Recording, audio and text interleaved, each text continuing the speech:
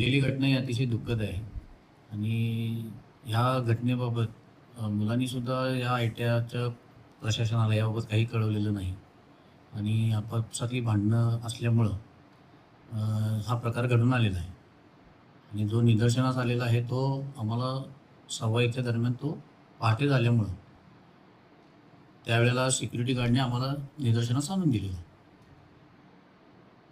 या आधी कधी असं मुलांमध्ये कधी असं भांडणाचा काही विषय झाला होता का?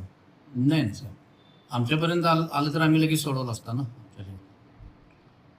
प्राथमिक माहितीनुसार हा वाद नेमका कोणत्या कारणावरून झाला होता याबाबत संस्थेकडे काही पूर्वकल्पना होती का?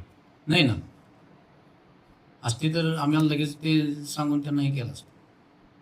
म्हणजे अचानक आपले विद्यार्थी ह्या स्टेपला जातात त्याच्या मागचं कारण काय असू शकतं? एवढ्या लांबून हे विद्यार्थी इकडे शिकायला आलेले आहेत. आज सरांसोबत आमचं बोलणं झालं, एक 20च दिवस राहिले होते की परीक्षेसाठी, हो. आणि ह्या काळामध्ये अशी घटना घडणं हे कितपर्यंत योग्य वाटते तुम्हाला? नाही, अतिशय वाईट, मी पहिल्यांदाच बोललो, अतिशय वाईट दुर्दैवी घटना घडलेली आहे आणि असं होणं कुणाच्याही याच्यामध्ये बरोबर नाही आयुष्यामध्ये, एवढंच मी बोलू शकतो. आपल्या हॉस्टेलमध्ये विद्यार्थ्यांच्या सुरक्षेसाठी काय व्यवस्था आहे? म्हणजे नाही, त्यांना आम्ही सगळे हे दिलेले आहेत, म्हणजे ॲम्युनिटी सगळ्या पुरवत असतो आणि सुरक्षेच्या दृष्टिकोनातून जर बोलायला गेलं तर आमचे सिक्युरिटी गार्ड्स हे प्रत्येकाला विचारून सोडत असतात आणि CCTV असतील. हो. बरं, ते आज मुलाचा जीव गेलेला आहे, म्हणजे आपली सरकारी सिक्युरिटी त्या ठिकाणी अवेलेबल नव्हती असं आम्हाला कळते, थर्ड पार्टी आहे, या संदर्भात काय सांगाल तुम्ही? नाही, आता हे शासनाचं धोरण असल्यामुळं आपण त्याच्यावर काहीच बोलू शकत नाही साहेब. नाही, पण आज एका विद्यार्थ्याचा जीव गेलेला आहे, शासनाचं धोरण ह्या पद्धतीने नसायला पाहिजे असं माझं प्रामाणिक मत आहे. हो, मग आमचंही म्हणणं तेच आहे. आम्ही इवन वरिष्ठ कार्यालयाला सुद्धा कळवतो आणि ह्या बाबतीत बाबा आता पदाची मागणी पण आम्ही करतो की जेणेकरून भविष्यात असे पुनर्प्रकार घडू नये. अशा घटना पुन्हा घडू नयेत आणि हॉस्टेलमध्ये इतर विद्यार्थ्यांमध्ये भीतीचे वातावरण निर्माण होऊ नये यासाठी संस्था काय खबरदारी घेणार आहे पुढील काळात? नाही, आता याच्यामध्ये भीतीचं वातावरण तर मुलांच्यामध्ये याच्यापूर्वी नव्हतं. आता ही घटना घडल्यानंतर थोडंफार झालं असेल तर आम्ही त्यांचं पूर्णपणे हे करून, म्हणजे मानसिकरित्या त्यांना प्रशिक्षण देऊन बाबा अशा पद्धतीच्या याच्यापासून लांब राहण्याचं पण आम्ही त्यांना आवाहन करणार आहोत आणि सगळ्याच मुलांना सकाळपासून आम्ही हे सांगून बाबा आज जवळपास जी मुलं आहेत ती हॉस्टेलमध्ये थांबवलेली आहे. एकंदरीत जो विद्यार्थी मयत झालाय त्या विद्यार्थ्यांच्या पालकांसोबत तुमची काही चर्चा झाली का? हो, त्यांच्या पालकांना फोन करून आम्ही बोलून घेतलेलं होतं. घटनास्थळी आणि पोलीस स्टेशन्समध्ये पण त्यांना आम्ही पाठवलेलं होतं. इव्हन आता जे पोस्टमार्टमला बॉडी गेली तिथं त्यांचे पालक आहेतच.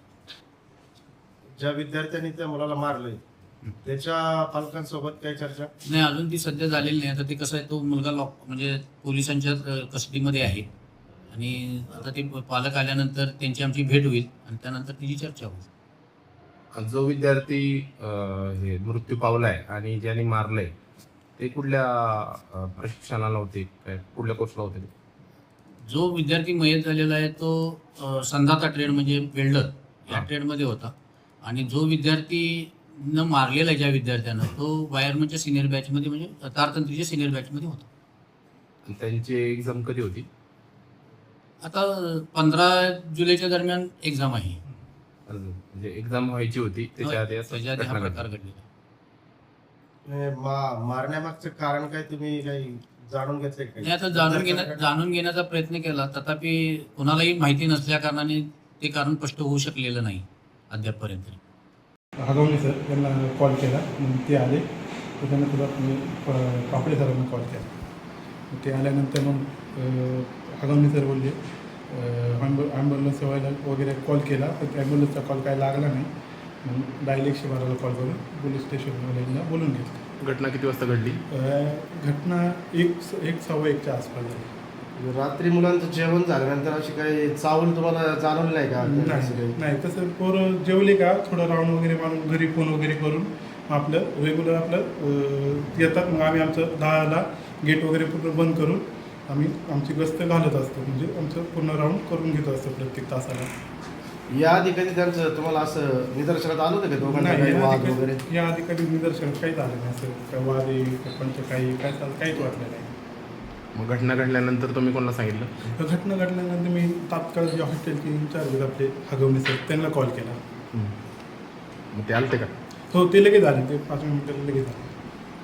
पोलिसांना तेव्हाच कळलं. हो ते पोलिसांना मग ते आल्यानंतर मी लगेच पोलिसांना तात्काळ कॉल केला. ॲम्ब्युलन्सला कॉल करीत होते पण ॲम्ब्युलन्सचा कॉल लागला नाही.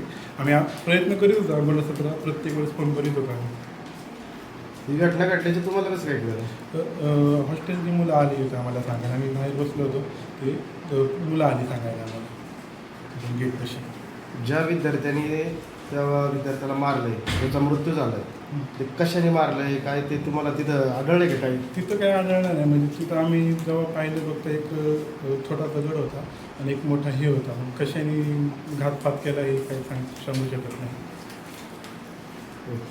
नमस्कार, मी API सागर भगवान पवार, घोडेगाव पोलीस ठाणे प्रभारी अधिकारी.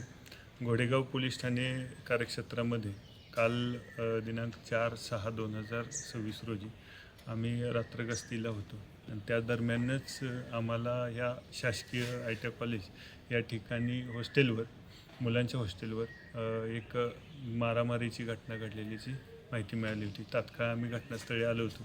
तर त्यावेळी येथील या जो घटनेमध्ये एक मुलगा मयत झालेल्याची देखील आम्हाला माहिती मिळाली.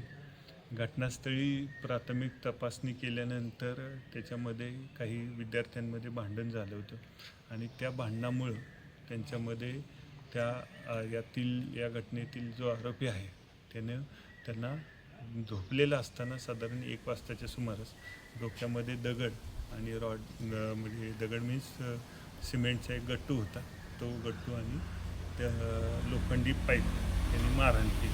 त्यामुळे त्याच्यामध्ये मृत्यू झाला.